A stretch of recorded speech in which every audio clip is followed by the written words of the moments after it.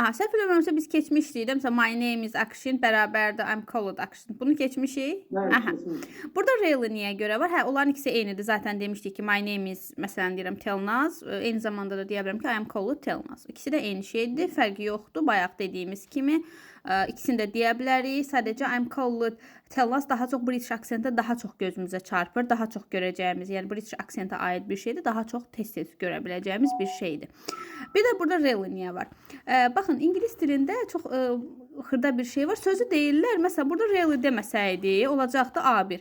O vurğulamaları artır. Really, very, so. Bunları artıraraq sadəcə level'ı qalxızır.